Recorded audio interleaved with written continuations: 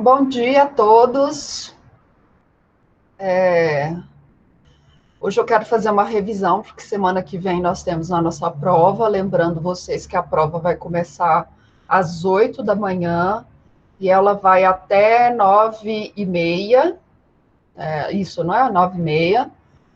Não, 9h40. 9h40 a prova. Então, por favor, bastante atenção quanto a isso. A nossa prova começa às 8 horas e vai até às 9h40. Então, o tempo que você vai ter para fazer a prova é a hora que você começar a prova. É como se a prova estivesse sendo feita em sala de aula.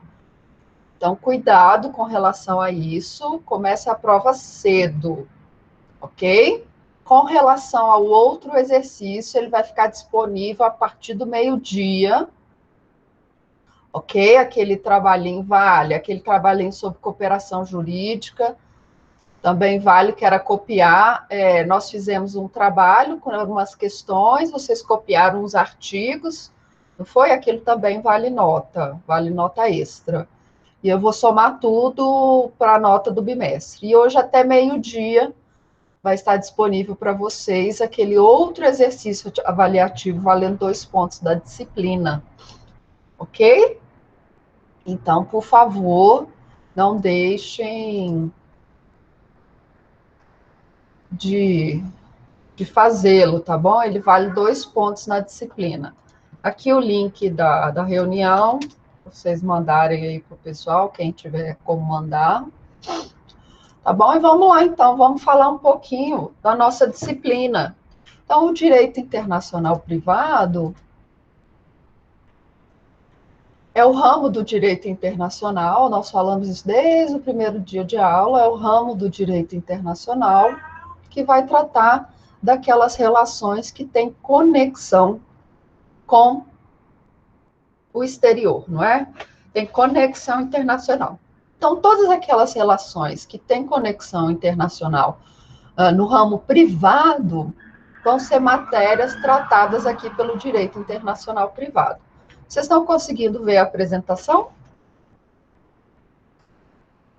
A apresentação já está disponível? Já não está? Então, o direito internacional privado é o ramo, então, do direito internacional e vai tratar das relações com conexão internacional. Como eu disse para vocês lá nas nossas primeiras aulas, a norma do direito internacional, ela vai apenas indicar como nós vamos resolver esse conflito das normas no espaço. Então, a norma do direito internacional, ela vai tratar justamente disso, resolver os conflitos de lei no espaço. E ela vai indicar, ok? Aqui, ela vai indicar qual é a norma que nós vamos aplicar. Então, vai ter, por exemplo, um caso que envolve um contrato internacional, um contrato de compra e venda. Então, o que vai acontecer? Nós vamos a um contrato internacional de compra e venda. Então, o direito internacional privado, a norma de DIPRE, ela vai dizer, olha, nesse caso de direito internacional que envolve contrato, nós vamos aplicar a lei do país X. Então, nós vamos lá e aplicamos a lei material daquele país X. Então, o direito internacional privado, ele vai discutir essa relação, ok? Ele vai discutir essa questão do conflito da norma no espaço, ok? Lembrando sempre que direito processual é diferente de direito material. O direito processual é a norma de caráter processual, não é? São os prazos, são as regras de impedimentos e tudo mais, não é? O que são os atos, citação, intimação. Então, essas são as regras processuais. Essas regras processuais, elas vão ser sempre do local onde nós aplicamos, onde nós ajuizamos a ação. Enquanto a lei material, o direito material, é aquela que nós vamos aplicar, tá bom? Então, são os direitos subjetivos. Em regra, então, nosso conflito É como resolvemos esse conflito, eu já disse para vocês, está lá na LINDB. Então, o conflito da lei do espaço, nós vamos resolver lá na LINDB, beleza? O princípio fundamental para o processo internacional é o lex fori processual, tá bom? Então, é a lei onde o processo for inicializado. Qual que é o objetivo do nosso direito internacional privado, então? É justamente estudar essas situações em que nós temos conflitos de normas, ok? Conflitos de normas no espaço. Deixa eu só entrar aqui para ver também se ninguém está fazendo pergunta, se ninguém quer entrar, só um minutinho.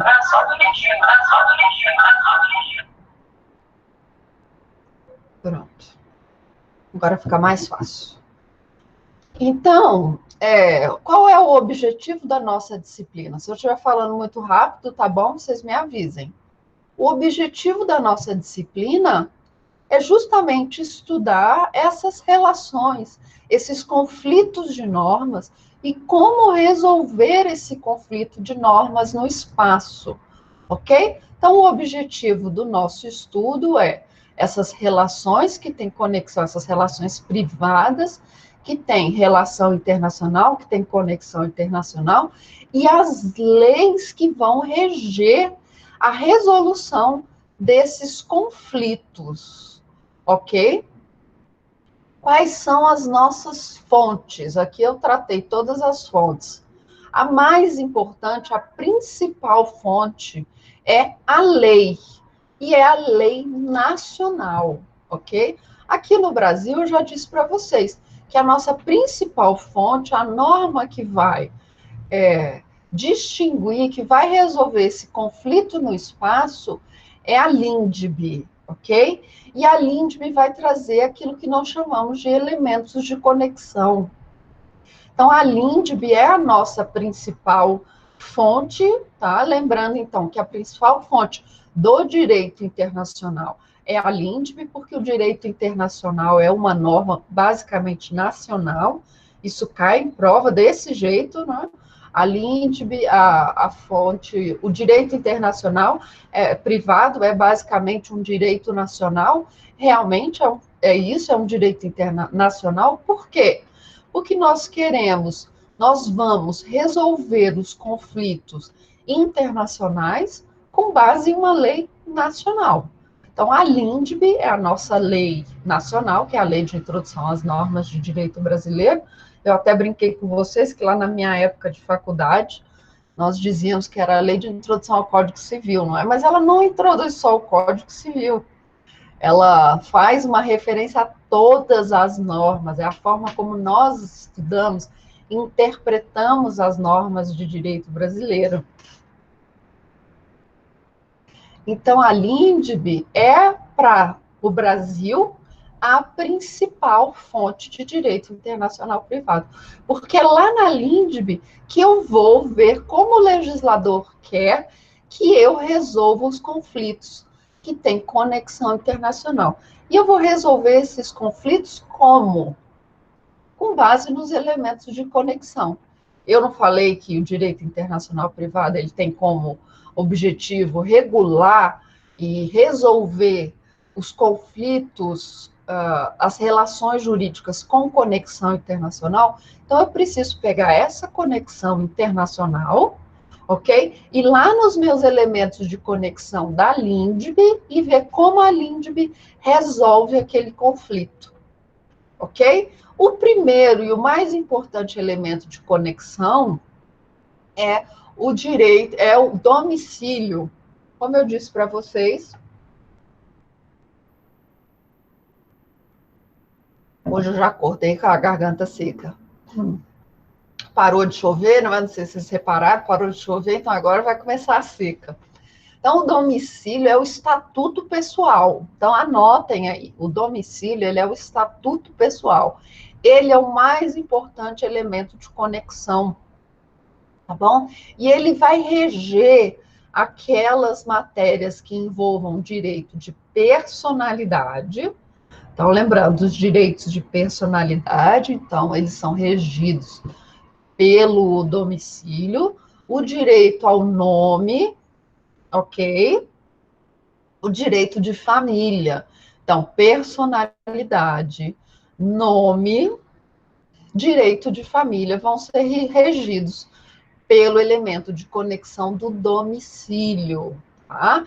Lembrando que para o direito internacional privado, domicílio, nós vamos ter que passar, alguém vai ter que achar o domicílio dessa pessoa, não é?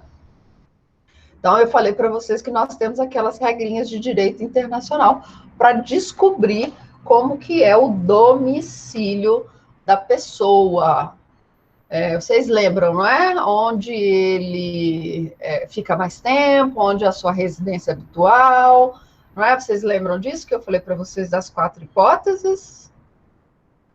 Então, lembrando que o domicílio é o nosso estatuto pessoal, é o mais importante elemento de conexão, é ele que vai resolver, está lá no artigo 7º da LINDB, então, logo que a LINDB começa a tratar de direito internacional privado, ela já traz logo o nosso primeiro elemento de conexão, que é o domicílio, então, direito de personalidade, direito de capacidade, ok? Direito de família, tá bom?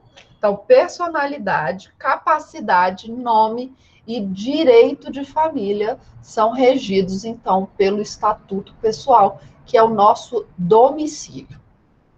Aí nós temos outros também, outros elementos de conexão ao longo da LINDB, que é o local do bem. Então, se eu estou me referindo a bem imóvel, tá bom? Então, se eu estou me referindo a bem imóvel, eu vou reger pelo local do bem. Então, é a lei do local do bem. Opa! Caiu aqui. Esses fones não ficam presos na orelha. Então, vamos lá. Quando se tratar, então, de bem imóvel, nós vamos priorizar. Então, nós vamos aplicar a lei do local desse bem. Quando se tratar de bens imóveis, nós também temos que atentar para o que diz a legislação brasileira com relação aos bens imóveis brasileiros, ok? Então, a legislação brasileira diz que qualquer ação que envolva bens imóveis situados no Brasil precisam ser julgadas por juízes brasileiros. Então, nós ainda temos aqui na lei brasileira essa peculiaridade. Então, além de nós aplicarmos a lei do local do bem, os móveis situados no Brasil, eles vão ser obrigatoriamente discutidos por um juiz brasileiro. Combinado? Obrigações e contratos, eles vão ser regidos pelo local onde o contrato é assinado. Bom, então a lei, quando nós tratarmos de obrigações e contratos, vai ser do local em que o contrato foi assinado. Combinado? Então, se o meu contrato não falar nada sobre qual legislação nós vamos aplicar, lembrando que existe a autonomia das vontades nos contratos, eu posso estabelecer foro de eleição, que é onde essa ação pode ser ajuizada.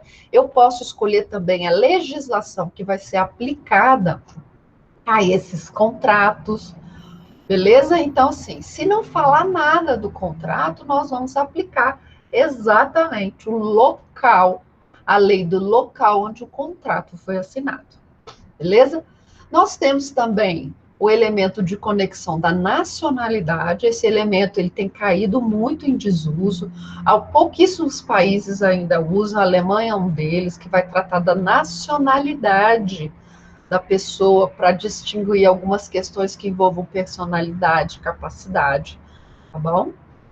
Nós temos o local do fato ilícito ou do crime, então, onde aconteceu o ilícito penal, nós vamos aplicar a lei daquele local, tá? Nós temos para direito do consumidor e direito do trabalho, questões, aquela lei que é mais benéfica para a parte vulnerável. Então, quando nós formos falar de contratos, contrato de trabalho, direito do consumidor, então nós vamos aplicar a lei mais vulnerável. Pouco é a questão da residência e autonomia das vontades. Então, a nossa principal fonte é a lei nacional. Mas depois nós temos os tratados. Bom, os tratados, eles vão ajudar a regular as relações que nós temos aqui no direito internacional privado. Eu falei para vocês, quando nós falamos de adoção internacional, quando nós falamos de alimentos, nós falamos também de tratados que são assinados pelo Brasil, posteriormente ratificados. Então, esses tratados, eles também são fontes de direito internacional, ok? Aí nós temos a jurisprudência. É a jurisprudência tanto nacional, quanto a jurisprudência das cortes internacionais, dos tribunais arbitrais, ok? Então, a jurisprudência também é uma fonte aqui do nosso direito internacional privado. Nós temos a doutrina, então, os principais estudiosos do direito internacional privado. Então, a doutrina também é uma fonte, e nós temos o direito costumeiro, ok? O costume internacional, que é aquela prática reiterada de atos, ok? É a prática reiterada de atos. Aqui no direito internacional privado, nosso principal tratado, nosso principal costume é o lex mercatória, que eu falei para vocês, não é? Que era aquelas regras de direito comercial que existem há não sei quantos séculos, ok? Então, a lex mercatória é um direito costumeiro internacional. Beleza? E aí nós temos aquilo que nós chamamos de normas conceituais ou qualificadoras, que são aquelas normas que vão determinar como uma norma deve ser interpretada, ok? Ou como ela deve ser aplicada. Então, nós temos essas normas conceituais. E aí eu falei de várias para vocês, e a principal que eu disse foi o reenvio. Vocês lembram o que era o reenvio? Reenvio é o seguinte, a lei, por exemplo, brasileira, vai falar o seguinte, para a capacidade, nós temos de aplicar o elemento do domicílio. Aquela pessoa X, ela reside lá no país, vamos inventar aqui, lá no Sudão do Sul, não é? Então, ela reside lá no Sudão do Sul. Então, nós vamos aplicar a lei do Sudão do Sul. Chega lá no Sudão, quando nós formos olhar a lei do Sudão, ela vai falar assim, não, para a capacidade, nós vamos aplicar a nacionalidade. E essa pessoa é argelino, então nós temos que remeter para a lei argelina, ok? Isso é reenvio, quando nós fazemos esse envio, quando nós remetemos a análise para determinado país e determinar a lei de determinado país, então essa fonte principal, ela remete para a lei de outro país. Então, quando nós formos fazer esse envio, né, envia para análise de um determinado país, né, a lei de determinado país. Quando você chega na lei de determinado país, ele remete para outro país, aí sim nós temos a questão do reenvio, beleza? O reenvio, ele é admitido na legislação brasileira? O que vocês acham? Vocês lembram disso? Não, não é? O artigo 16 da LINDB vai falar que nós não aceitamos essa remissão para legislação de outros locais. Então, o que vai valer é a LINDB, né? Se a LINDB manda que nós apliquemos a lei do Sudão do Sul, nós teremos de aplicar a lei do Sudão do Sul. Combinado? Então, nós não admitimos a questão do reenvio, tá? Como que nós aplicamos as normas de direito internacional privado, ok? A tendência é que o juiz ele deve aplicar o direito internacional ele de ofício, tá bom? Nós temos três tendências no direito internacional com relação a isso. A que o Brasil adota é a que o juiz ele deve aplicar o direito internacional de ofício, tá bom? Então, essa é a que nós utilizamos. Então, ele vai aplicar o direito internacional de ofício. Mas nada impede que ele peça ajuda às partes, porque o juiz ele não é obrigado a saber da legislação de todos os países, não é assim? Ele tem que saber a do Brasil. Ele tem que saber a do Brasil. E a do Brasil diz que ele tem que saber, ele deve aplicar, ele não tem que saber. Esse não é o termo correto, desculpa. Ele tem de aplicar o direito estrangeiro de ofício. Ele não precisa saber, mas ele deve aplicar. Ok? Então, quando ele deve aplicar de ofício, nada impede que ele peça que as partes tragam essa legislação para ele. Então, o juiz vai pedir que as partes também se manifestem. Então, essa é a tendência que existe no Brasil. O juiz ele vai aplicar o direito estrangeiro de ofício, mas nada impede que ele exija das partes que essa lei seja, por exemplo, traduzida, tá bom? Que essa lei seja apresentada da forma para o melhor entendimento para o juiz. Aí nós temos outros posicionamentos internacionais. Um que não é o caso do Brasil, mas que cabe exclusivamente às partes alegar o direito estrangeiro. Então, a parte que tem que informar para o juiz que naquele caso deve ser aplicado o direito estrangeiro, ok? E nós temos também o critério de que o juiz, ele decide se ele vai aplicar, se ele vai exigir algo das partes ou não, tá bom? O que nós utilizamos hoje é, então, que o juiz, ele vai aplicar o direito estrangeiro de ofício, tá bom? Mas nada impede que ele solicite as partes que tragam aquela legislação para ele analisar, tá bom? Então, no Brasil, nós vamos aplicar de ofício, tá bom? As leis que têm conexão internacional.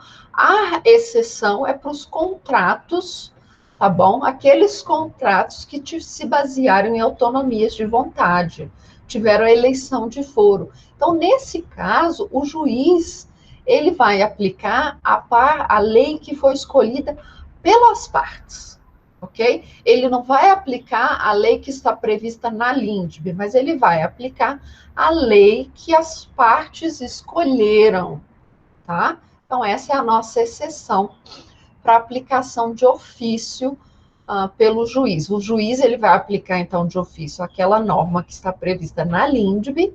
A exceção, então, é quando nós temos nos contratos, lembrando que não são contratos que envolvam trabalhadores nem a relação de consumo, quando o consumidor é o destinatário final, ok? Então, nesse caso de contratos, nós estamos falando de contrato, por exemplo, de compra de soja, ok? Esses contratos de minérios.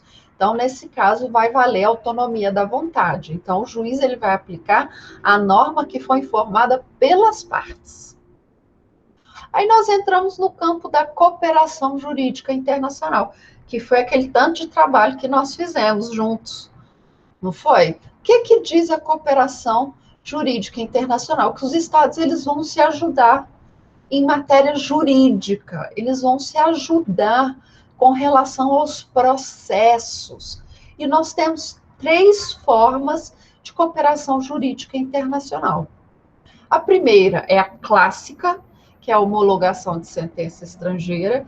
Essa independe de tratado internacional. Vocês conseguem escutar a minha gata? Miana aí no fundo. Ela está aqui me rondando. Então, A homologação de sentença estrangeira, ela é a forma clássica, ela não necessita de tratado internacional, promessa de reciprocidade, nada.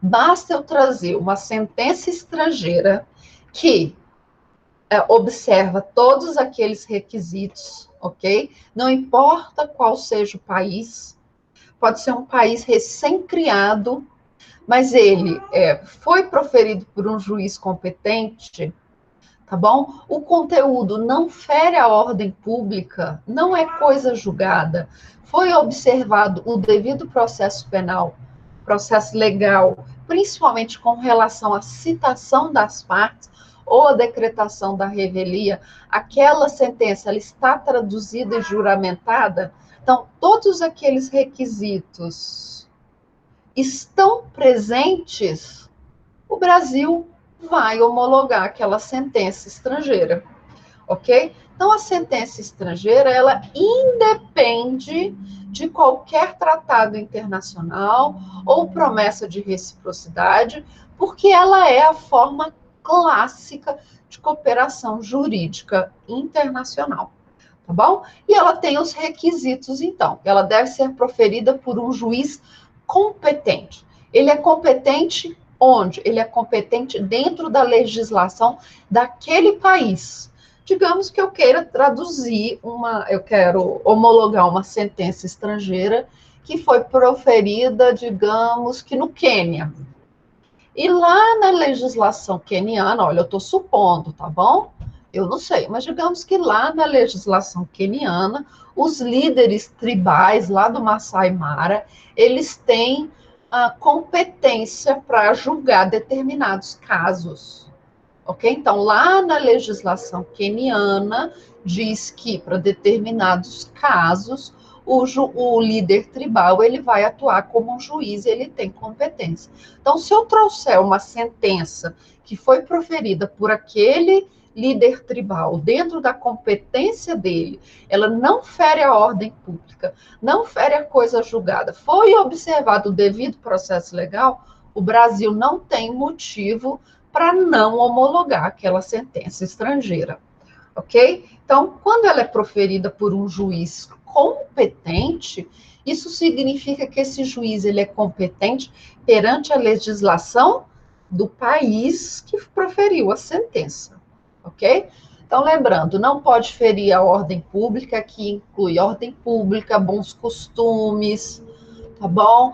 Os direitos fundamentais. Então, eu não posso pedir para homologar uma sentença aqui no Brasil, uma sentença, digamos, de um país árabe que condena uma mulher que supostamente traiu o marido a chibatadas ou a pedradas, ok? Então, isso fere a ordem pública, fere os bons costumes, fere os direitos humanos, fere lá o nosso artigo 5º da Constituição, ok?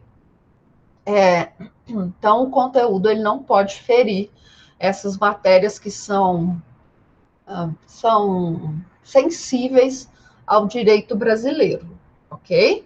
Coisa julgada, ou seja, já não pode existir coisa julgada. Se aquele assunto já foi discutido, já transitou em julgado, já é matéria pacificada, você não pode homologar uma sentença estrangeira que vai tratar sobre aquele assunto novamente, ok?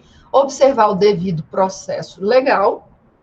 Então, citação é fundamental, ou a decretação da revelia. Aí um dos casos que eu falei para vocês em sala de aula foi daquele italiano que estava aqui no Brasil. Vocês lembram? Qual que era o nome dele? O Cesare. Como era? O Batiste. Claro que o processo dele ali não era de homologação de sentença estrangeira, mas na sentença que ele foi condenado, ali era um pedido de extradição, na sentença que ele foi condenado, tá bom, pelos assassinatos, a defesa dele dizia que aquela sentença era nula. Por quê? Porque não teria havido a citação válida. Então, a citação válida, ela é fundamental, seja para homologação de sentença estrangeira, seja para pedido de extradição. Mas o que a promotoria da Itália provou? Que foi decretada a revelia no caso dele, de acordo com a legislação italiana. Então, aquele processo podia seguir, ele podia se defender a qualquer momento na forma como o processo estava. Então, nós temos de observar a citação válida ou a decretação da revelia conforme a lei do local. Digamos que lá na Itália, basta você publicar, não sei, no Diário Oficial de Justiça, tá? Que você já se encontra citado, aquilo ali está válido. Então, para as leis locais, se você não se defender, o juiz já pode decretar, então, a revelia, porque você foi citado via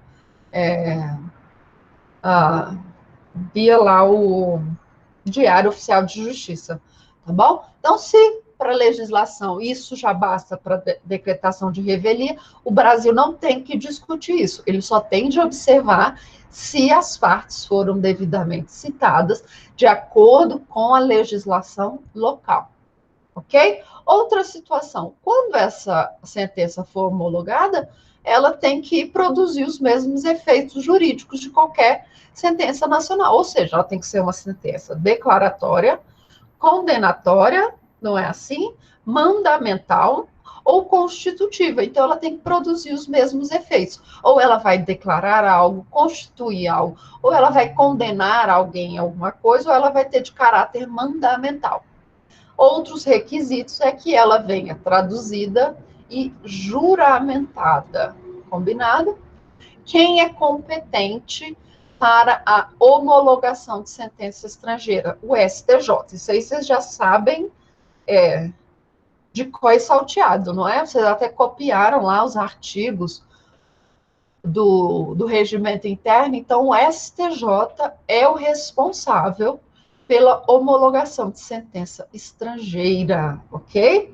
E ele é o responsável por emitir o exequatur. O que é o exequatur? É a ordem. Cumpra-se. Tá? Então, quando a sentença estrangeira ela tem uma ordem, tá? Ela, por exemplo, digamos, penhore um bem, tá? Cumpra essa ordem. Quem vai executar essa ordem? Quem vai ser responsável por fazer com que essa sentença estrangeira seja executada? Tá? Vai ser a Justiça Federal de primeira instância. A Justiça Federal de primeira instância, ela vai executar essas sentenças estrangeiras, ok? Aí depois nós temos a segunda forma de cooperação jurídica internacional, que é a carta rogatória. Então, a carta rogatória, ela é a comunicação, tá? Ela é a comunicação entre juízos estrangeiros. Então, o juízo brasileiro, ele precisa citar uma pessoa que está lá na Albânia, tá? Então, eu quero citar uma pessoa que está lá na Albânia para responder a uma ação aqui no Brasil, eu vou me valer da carta rogatória. Por que não é sentença? Por que não é homologação de sentença internacional? Porque ainda não tem sentença, não é? Nós estamos ainda nos ritos processuais. Eu ainda estou na fase de citação. E eu sei que essa pessoa reside lá na Albânia. Então, o que eu faço? Eu peço o juiz para que essa citação se dê por meio de carta rogatória. Então, a carta rogatória nada mais é do que uma carta precatória, mas internacional. Tá bom? Mas até a carta rogatória, ela tem algumas peculiaridades, ok? Essas cartas rogatórias, elas são todas enviadas para o Ministério da Justiça, e o Ministério da Justiça, ele observa se todos os requisitos estão cumpridos, e aí ele envia para o país estrangeiro por vias diplomáticas, tá bom? Então, Todas as cartas rogatórias, elas são encaminhadas para o Ministério da Justiça. O Ministério da Justiça analisa se todos os requisitos estão cumpridos, ok? E lá ele remete por vias diplomáticas para o país estrangeiro, para que seja feito essa cooperação jurídica internacional. Na carta rogatória, ao contrário do que acontece lá na homologação de sentença estrangeira, nós precisamos ou de um tratado internacional ou de uma promessa de reciprocidade, ok? Então, um tratado internacional ou uma promessa de reciprocidade. Aí, não sei se foi aqui ou na turma da noite, que me perguntaram, mas professora, e se o país não cumprir, o outro país lá não cumprir? Lembrem, aqui no direito internacional, seja público ou privado, nós temos o princípio do pacta sunt servanda. Então, aquilo que foi pactuado deve ser cumprido. Ninguém vai lá, vai pegar o país, vai chacoalhar o país e vai falar, cumpra. Ninguém vai fazer isso. Ninguém vai aplicar sanções, ninguém vai fazer isso. Tá? Tudo bem, em alguns casos aplicam sanções.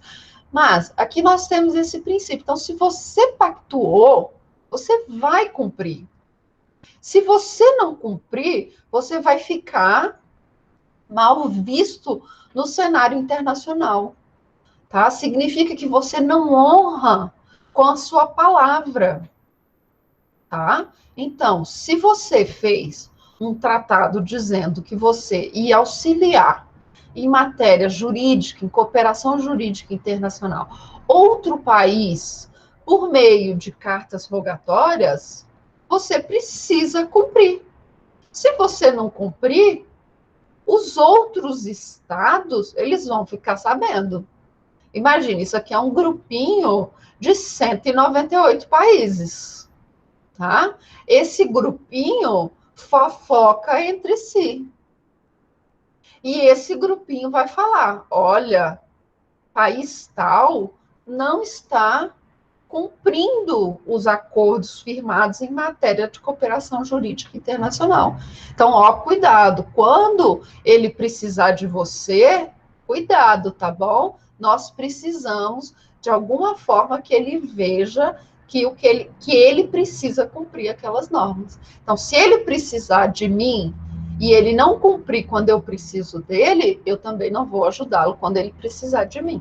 Tá bom? Então, aqui no direito internacional, seja público ou privado, nós temos o princípio do pacta sunt servanda. Os tratados, eles são fontes, eles são normas entre os países. Então, se eu peço para o país lá na Albânia, para que ela cumpra uma carta rogatória para mim, e ela deixa de cumprir, a Albânia ela passa a ser vista como um país que não cumpre os seus tratados internacionais, tá bom? Então, nós temos aqui esse instrumento, que é o princípio do pacta sunt servanda, ele tem uma validade muito grande no direito internacional, tá bom? Então, em regra, os países vão cumprir a cooperação jurídica internacional e vão cumprir a carta rogatória. Então, na carta rogatória, nós temos a justiça rogante, que é aquela que pede, e a justiça rogada, que é aquela que vai cumprir o pedido, tá bom? Então, por isso, nós vamos ter as cartas rogatórias ativas, que são aquelas que são emitidas pela justiça rogante, e as cartas rogatórias passivas, que são aquelas que vão ser executadas pela justiça rogada, tá? Tem até uma questão que, como o Moodle, ele embaralha as questões, não é? Você sabe, mas tem uma lá que eu já coloquei, que é justamente fazendo essa questãozinha, né? Para tal lugar, a carta vai ser a carta rogatória ativa ou carta rogatória passiva? Na visão de tal lugar, ela vai ser justiça rogante ou vai ser justiça rogada? Tá? Justamente para que vocês saibam esses conceitos. Então, a justiça rogante é quem pede, tá bom?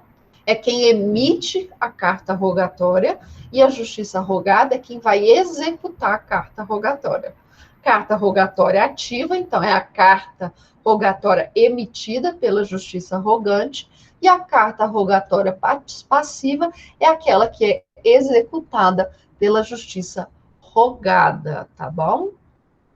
Quando a carta rogatória chega no Brasil, ela tem que passar pelo STJ, tá bom? Então, quando a carta rogatória ela chega aqui no Brasil, chega lá no Ministério da Justiça, o Ministério da Justiça encaminha tudo para o STJ, tá?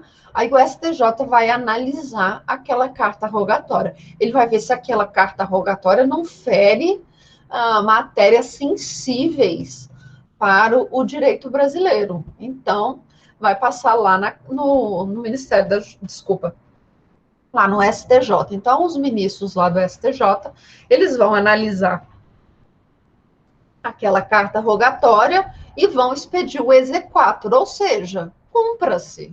Não é assim? Cumpra-se o que está nessa carta rogatória. E aí, ele vai mandar essa carta rogatória lá para a Justiça Federal, para que a Justiça Federal, ela faça a ordem, por exemplo, de citar o fulano de tal, tá bom? Então, essa matéria, ela vai lá para a Justiça Federal e o juiz federal vai fazer o pedido de citação, ok? Citou, ele devolve para o STJ, que devolve para o Ministério da Justiça, que devolve para a embaixada do país que pediu, que vai devolver lá para o Poder Judiciário deles, falando, olha, a medida foi cumprida. Ou, não, o réu, ele não foi encontrado naquele local, ele não reside no Brasil, tá bom? Então, o cumpra-se é feito pela Justiça Federal, tá? A nossa terceira forma de cooperação jurídica é o auxílio direto, tá? O auxílio direto, ele nem sempre envolve matérias judiciais, mas pode envolver. Então, é quando eu preciso de informações, tá bom? Então, eu preciso de informações sobre determinado processo, eu preciso de informações para o CNJ, eu preciso de informações para o Banco Central. Então, assim, quando eu tenho esse auxílio, que não necessariamente envolve um processo, eu vou fazer essa cooperação por meio do auxílio direto. O auxílio direto, ele pode ser judicializado ou não. Digamos que eu preciso de informações que são sigilosas de um processo, tá? Digamos, então, que eu preciso de informações, tá? Que estão... eu preciso lá, o governo dos Estados Unidos vai fazer uma ação contra a Petrobras. Tudo que envolve a Operação Lava Jato no âmbito internacional é matéria de cooperação jurídica internacional. Então, eles vão ser exemplo sempre, porque foi muito utilizado, principalmente o auxílio direto. Foi quando o auxílio direto ele se tornou assim, olha, que legal, isso aqui pode resolver, agilizar o nosso processo, tá bom? Então, o auxílio direto ele foi muito utilizado nas ações que envolviam a Petrobras e a Operação Lava Jato. Então, digamos que a promotoria lá dos Estados Unidos queira ajuizar uma ação contra a Petrobras, tá bom? Aí eles querem ajuizar essa ação com a Petrobras por fraudes e qualquer outra coisa que tenha acontecido. Então, os investidores da Petrobras, os americanos, investidores perderam muito dinheiro por conta de todas as fraudes da Petrobras, então eles precisam de informações que estão em um processo lá na Justiça Federal, lá de Curitiba, tá? É por meio de carta rogatória? Não, tá? Porque a carta rogatória, ela serve para citar, tá? Para intimar, ela serve para esses atos que também existiriam no meio da carta precatória, tá? Mas o que a justiça, a promotoria quer é informações para poder ajuizar uma ação. Na carta precatória, na carta rogatória, eu já tenho uma ação. Aqui no auxílio direto, às vezes eu quero começar uma ação, então eu preciso de informações. Então, o que a Promotoria dos Estados Unidos vai fazer? Ela vai entrar em contato com a nossa autoridade central, que é o Ministério da Justiça, tá bom? E vai solicitar essas informações. E vai falar, olha, eu preciso de informações que estão no processo lá da Lava Jato, que envolva a Petrobras. Então, eu queria informações para subsidiar a ação que nós vamos adotar aqui nos Estados Unidos. Então, o Ministério da Justiça vai solicitar essas informações, tá? Mas o Ministério da Justiça, ele pode peticionar lá no processo da Lava Jato e falar, olha, oi, aqui é o Ministério da Justiça, eu preciso questionar aqui, eu preciso de informações para enviar para os Estados Unidos. Ele pode fazer isso? Não. Então, quando nós precisarmos de informações que são sigilosas ou elas fazem parte de um processo judicial, nós temos que chamar a AGU, tá bom? É a AGU que vai peticionar, tá bom? A pedido do Estado brasileiro, solicitando informações para remeter lá para os Estados Unidos. Então, quando nós tivermos situações jurídicas que estão em processos, tá bom? Ou estão em sigilo de justiça, nós precisamos remeter esse auxílio direto lá para a AGU, para que a AGU ela solicite essas informações, ok? Então, elas estão previstas lá no 28 a 34, que é a obtenção e prestação de informações, colheita de provas, tá bom? Ou qualquer outra medida judicial ou extrajudicial. E aqui é o que eu falo para vocês com relação à atuação da AGU. Alguma dúvida com relação à cooperação jurídica internacional, elementos de conexão? Por enquanto está fácil? Podemos continuar? Alguma dúvida? Dúvida só na prova, não é verdade? As dúvidas vão surgir lá na prova. Então, nós entramos no nosso direito de família, tá? Nosso direito de família, ele, em regra, ele vai ser regido, então, pelo nosso estatuto pessoal, nosso elemento de conexão do domicílio, tá? Então, casamento, todo mundo já sabe o que é casamento, não é? É quando duas pessoas, nós só admitimos o casamento de duas pessoas, elas resolvem regularizar essa situação, a situação em que elas vivem perante o Estado, elas vão com o intuito de formar uma família e baseada na afetividade. Então, o casamento hoje ele é baseado na afetividade. E nós temos, então, o intuito de se formar uma família. Quem pode casar? Os maiores de 16 anos, não é assim?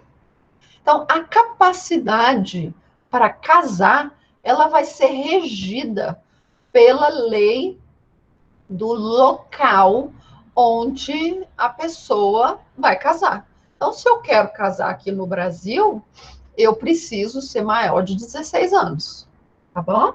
Então, casamento, a capacidade de se casar, vai valer de acordo com a legislação do local onde a pessoa resolve casar. Então, digamos que eu resolva me casar lá nas Maldivas, tá? Lá nas Maldivas, eles dizem que para casar lá nas Maldivas, você tem que ser maior de 20 anos. Então, eu só posso casar lá nas Maldivas se eu tiver mais de 20 anos, ok? E os impedimentos também. Os impedimentos, eles vão valer para o local onde eu vou me casar. Então, digamos que eu queira me casar. Eu tenho que ir lá no Código Civil e ver se eu posso me casar com aquela pessoa. Não é assim? Não é desse jeito? Eu tenho que olhar se o meu futuro marido, ele não é meu sogro, não tem tudo isso? Se ele não é meu parente, se ele não é meu irmão, se ele não é meu pai, ele não é meu avô, não é meu bisavô, não é meu neto. Então, assim, eu tenho que olhar essas regras de impedimento. ok? Então, capacidade e as regras de impedimento, elas vão ser do local que vai realizar o casamento. É o que diz lá a Lindbe, lá no artigo 7º, parágrafo 1º. Realizando-se o casamento no Brasil, será aplicada a lei brasileira quanto aos impedimentos e às formalidades da celebração. Então, se a pessoa resolve se casar no Brasil, ela vai ter que obedecer, então, essas regras que nós temos no Brasil. Bom, então, se o casamento for no Brasil, as formalidades e impedimentos no Brasil. Se o casamento for no exterior, então as formalidades e os impedimentos previstos na lei do local da celebração. Aí nós entramos na questão que envolve o regime de bens, não é? Regime de bens, como ficam os bens no casamento internacional? Era até a questão do nosso exercício, não era? Regime de bens, tá? Como que fica o regime de bens? Se não existir pacto antinupcial, ok? Vai valer o regime geral do primeiro domicílio do casal. Então, a regra para o regime de bens é o seguinte: se não existir pacto antinupcial, então, se não existir pacto antinupcial, vai valer o regime de bens geral do local do primeiro domicílio do casal.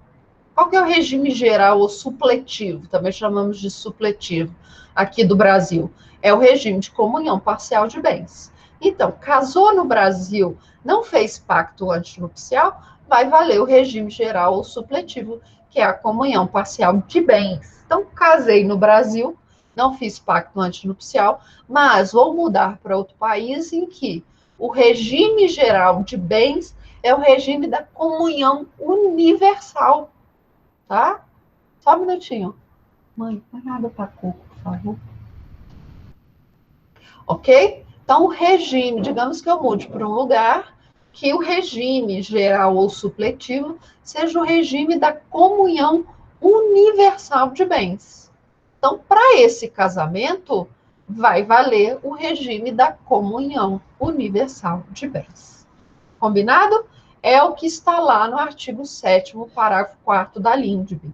O regime de bens, legal ou convencional, obedece à lei do país em que estiverem os nubentes. Domicílio, e se esse for diverso,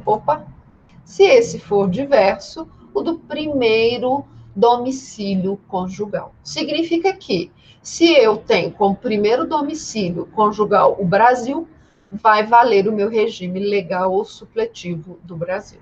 Se eu só me caso aqui e me mudo para outro local, ou me caso aqui, já falando, olha, daqui tantos meses eu já estou com passagem comprada para mudar para tal lugar, lá passa a ser o meu primeiro regime conjugal. Ok? Divórcio. Então, a melhor coisa do casamento é o divórcio, não é? Me falaram isso uma vez. E aí ficou, né? Que a melhor coisa do casamento é o divórcio. Mas eu digo mais. Uma vez casado, queridos meninos, nunca mais solteiro, tá? Então, uma vez casado, nunca mais solteiro. No máximo, você vai ser divorciado, tá? Mas solteiro, nunca mais. Uma vez casado, nunca mais solteiro. Então, cuidado quando você for casar, tá? E como que funciona o divórcio? Aqui, tá? Como funciona o divórcio? O divórcio brasileiro, o divórcio de brasileiros que residem no exterior, tá? O que eles podem fazer? Eles podem ir lá na justiça, digamos que o casal more... é o Matheus que falou aqui do Batista, digamos que eles morem na Itália. E eles resolvam se divorciar, tá bom? Eles vão lá na justiça italiana, entram com uma ação de divórcio, se divorciam, tá? O que eles têm que fazer para regularizar esse divórcio aqui no Brasil? Eles têm que registrar aquela sentença do divórcio no consulado brasileiro, tá bom? Então, lá no consulado brasileiro mais próximo, da residência deles, ou de onde foi proferida a sentença, eles vão registrar esse divórcio. E aí, aqui no Brasil, eles vão entrar com uma ação de homologação de sentença estrangeira, tá? Mas aí eu falei para vocês que nós temos também um processo de desjudicialização. Não é assim? O que é o nosso processo de desjudicialização? Evitar que tudo e qualquer ação, tudo e qualquer situação seja levado ao Poder Judiciário. Então, o que nós temos? Aquele divórcio que é o simples, que apenas vai decretar o divórcio das partes, ele só vai falar, ó, fulano de tal e cicrana de tal estão divorciados. A partir de agora, o estado civil é divorciado, tá? Quando nós temos, então, esse divórcio puro ou simples, você não precisa homologar essa sentença estrangeira. Basta você registrar no cartório, tá bom? Então, quando você tem o divórcio puro e simples, que é aquele que só fala está separado, não é? Está divorciado. A partir de agora, você não é mais casado, seu estado civil mudou. Então, quando você tem essa decretação do divórcio puro ou simples, basta você registrar, basta você não é registrar, desculpa, o termo correto é averbar esse seu divórcio aqui no cartório de registros, tá bom? Então, basta você fazer isso. Lá onde você registrou seu casamento, você vai lá e averba o divórcio, tá bom? Mas quando nós temos filhos menores, nós temos discussão de bens, ou nós temos um divórcio litigioso, aí sim, nós temos que entrar, ajuizar uma ação de homologação de sentença estrangeira, tá bom? Outra facilidade é o divórcio consular.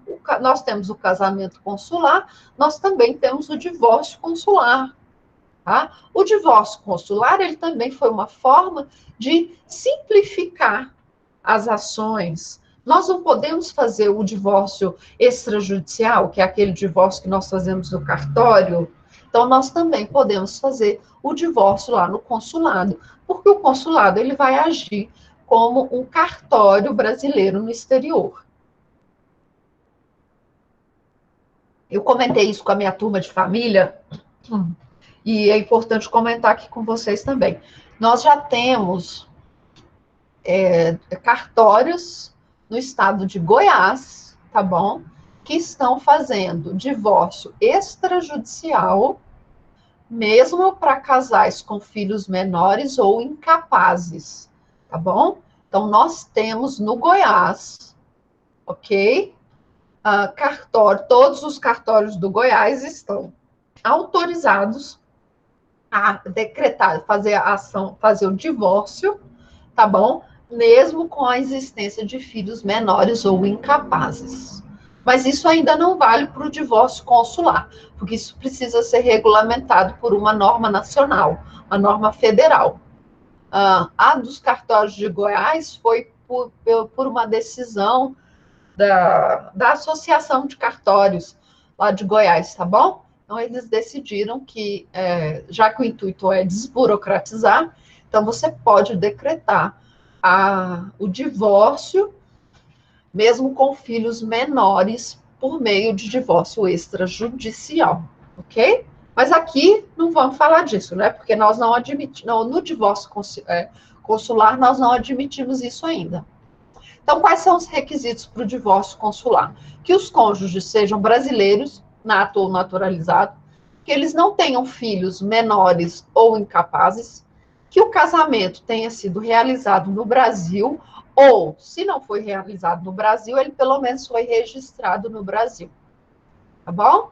E que você tenha um regime de bens desse país que seja compatível com algum regime de bens existentes no Brasil. Aí, com base nisso, você vai apenas averbar, tá bom? Esse seu divórcio lá no cartório em que você registrou seu casamento. Ok? Dúvidas com relação a divórcio? Tá? E se o divórcio for no Brasil? E se o divórcio for no Brasil? O juiz, primeiro, ele vai analisar se existe uma conexão internacional, tá? Ah, o fulano é americano, a esposa é brasileira. Onde eles casaram? Qual é o regime de bens? Tá bom? Então, ele vai analisar, o juiz primeiro vai analisar se tem uma conexão internacional. Depois, qual é a legislação que vai se valer com relação ao regime de bens desse casal. A sentença transitou em julgado, a verba no cartório, onde esse casamento foi registrado aqui no Brasil, e depois, lá no exterior, a verba ou a juízo uma ação de homologação de sentença estrangeira. Beleza? Prestação de alimentos. Então, separou, agora tem que pagar alimentos. Não é assim? Separou, tem de pagar alimentos. Alimentos nós temos duas formas, tá bom? De você questionar alimentos. Uma é por uma ação de alimentos tradicional, então você vai ajuizar uma ação de alimentos, você vai requerer a citação da parte por meio de carta rogatória. Então, digamos, por exemplo, que eu vá morar no exterior e o meu pai resolva me pedir alimentos, tá? Ele pode me pedir alimentos? Pode. Ok? Ele pode me pedir alimentos. Então, ele é maior, ele já é idoso, tá? Ele vai pedir alimentos. Como que ele vai fazer isso? Ele vai ajuizar uma ação de alimentos tradicional e vai pedir a citação por meio de carta rogatória. Então, lá onde eu estiver, eu vou ser citada por meio de carta rogatória para responder a essa ação de alimentos aqui no Brasil. Ok? Mas existe a outra forma, que é a mais simplificada, que é justamente para agilizar as ações de alimentos, que é a Convenção de Nova York sobre Alimentos Internacionais. Então, a ideia é agilizar esse processo de alimentos, tá bom? Ela é uma convenção de 56, e 9 anos depois ela foi ratificada pelo Brasil, tá bom? Em 65. Então, olha, isso aqui é uma ação extremamente antiga, é uma convenção antiga. Então, nós já estamos discutindo alimentos internacionais desde a década de 50, ok? Então, desde a década de 50, nós já no âmbito internacional discutimos essa questão dos alimentos, beleza? Então, desde 65, o Brasil ratificou. Então, nós utilizamos, então, a Convenção de Alimentos Internacionais, a Convenção de Nova York. Beleza? Quem é a autoridade central em matéria de alimentos internacionais? Isso eu vou cobrar na prova. É a PGR, tá bom? Então, a nossa autoridade central é a PGR. E a competência vai ser do juízo federal, ok? Da residência do devedor. Mas quem for o credor vai procurar ou a Procuradoria da República mais próxima da sua casa, ou a Defensoria Pública, se não tiver a Procuradoria-Geral da República, ou, se tiver condições, o Poder Judiciário. E lá no Poder Judiciário vai informar: eu quero que a minha ação siga o trâmite da Convenção de Nova York sobre Alimentos Internacionais. Então, a Justiça, o Poder Judiciário vai pegar aquele seu pedido e vai encaminhar lá para a PGR, tá bom? Mas para quem que eu posso exigir não, né? Para quem que eu posso aplicar a Convenção de Nova York? O meu pai, ele pode pedir a tramitação por meio da Convenção de Nova York? Não. Por quê? Porque ele tem mais de 18 anos, tá bom? Ah, professora, mas a minha filha tem mais de 18 anos. Mas quando você pediu os alimentos, ela tinha menos de 18 anos, tá? Então, aqui vai depender do momento em que você pediu os alimentos. Quando aqueles alimentos foram exigidos, a criança tinha mais ou menos de 18 anos. Se ela tinha menos de 18 anos, então eu posso me valer da convenção. Se ela tem mais de 18 anos, no momento que eu vou pedir alimentos pela primeira vez, eu não posso me valer da Convenção de Nova York sobre alimentos. Tá bom? Essa é até uma questãozinha boa que eu vou colocar na prova, tá? Ok? Vamos ver se vocês vão saber distinguir. Então, quando a pessoa ela tem mais de 18 anos, eu tenho que observar o momento em que foi pedido os alimentos. Se os alimentos foram pedidos ainda no momento que ela nasceu, a criança nasceu, então eu posso me valer da Convenção de Nova York, mesmo que ela tenha mais de 18 anos. Agora, o meu pai, que nunca me pediu alimentos, e agora que ele está com 75 anos, ele me pede alimentos, ele vai ter que se valer do trâmite tradicional das cartas rogatórias. Tá bom? Então, cuidado com relação a isso. A Convenção de Nova York, ela é para menores de 18 anos ou para quem já tinha direito a alimentos antes de 18 anos. Tá? Então, nós vamos ter 3 situações para se valer da convenção. Quando não existe, tá, ação de alimentos, nem acordo de alimentos, então a criança é menor de 18 anos, não tem alimentos nem acordo, ou nós já temos uma sentença de acordo de alimentos, a sentença foi proferida no Brasil, ou nós temos a execução de uma sentença que foi homologada no exterior e precisa ser executada no Brasil. Então, quando a sentença ou o acordo ela foi produzido no exterior e precisa ser executada no Brasil, a competência vai ser do juízo federal, tá? Dúvidas com relação a alimentos? Gente, é só uma revisão, então eu estou falando rápido. Não? Vamos então para a última parte, não é? Que é a adoção internacional. A adoção internacional. A adoção internacional, ela está tanto lá no ECA, tá bom? Então, o ECA, ele vai tratar tanto da adoção tradicional quanto da adoção internacional e na Convenção da Haia sobre proteção de crianças, tá bom? Em matéria de adoção internacional. Aí nós vamos ter nossa autoridade central, que é a CAF. A CAF, lembrando, então, é a Autoridade Central Administrativa Federal. E hoje, ela é o Ministério da Justiça, tá bom? Então, hoje, a CAF é o Ministério da Justiça. Mas, quando nós falamos de adoção internacional, nós também falamos do âmbito estadual. Então, nós vamos ter as nossas autoridades centrais estaduais, que é a SEJA, a CJ, a CEJA e a CDJA, que é a que tem aqui no DF, ok? Então, que são as nossas autoridades centrais estaduais, beleza? Aí nós temos o país de acolhida, que é o país que vai receber a criança, e nós temos os países de residência ou domicílio, que pode ser onde a criança reside antes de ir para o seu país de acolhida, ou pode ser o país de residência onde os pais ainda residem, tá bom? Então, lembrando que adoção internacional, por que eu coloquei só isso? Porque é isso que interessa, tá? É lembrar que a nossa autoridade central é o Ministério da Justiça e que nós temos as